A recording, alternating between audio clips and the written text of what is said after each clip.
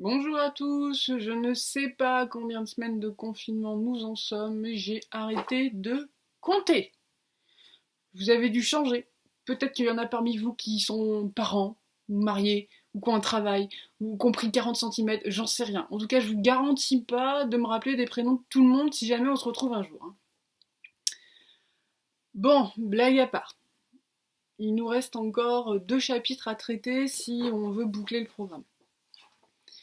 On doit travailler sur la critique de la société et puis sur la science-fiction. Alors la science-fiction, puisqu'on la vit en vrai là depuis plus de 2 mois, on va se la garder pour la fin.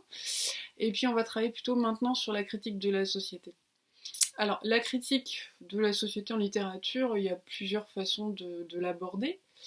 On peut par exemple faire comme Victor Hugo dans Claude Gueux que vous avez étudié l'an dernier. On peut écrire un texte plein de pathos. Non mais le pauvre. Mais c'est pas de sa faute. Il a raison, Totor. Il faut l'arrêter, la guillotine, c'est trop injuste.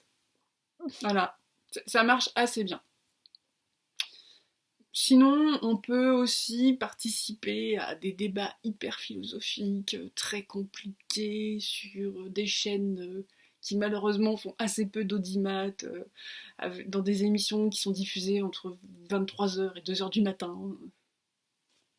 Oui, alors il est évident que si on met en relation le regard biaisé de l'historien avec la contemplation peu avisée d'un critique positiviste, on obtient une analyse certes pertinente, mais assez peu exacte et franchement creuse, quoi.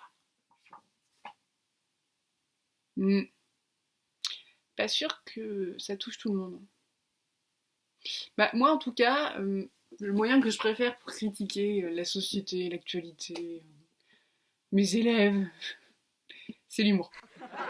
Vous commencez à me connaître, hein, le dernier degré, l'ironie, l'humour noir, c'est un truc que j'aime bien.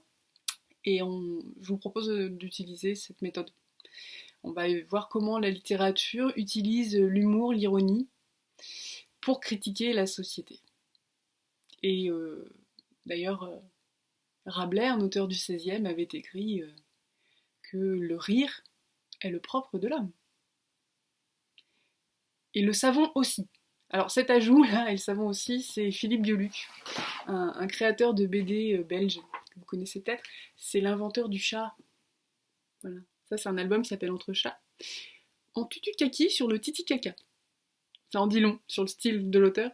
On oscille toujours entre la débilité profonde et en même temps quelque chose de très intelligent, de très juste, de très pertinent. Et dans cet album, Entre chats, il soulève en fait la question de notre séquence.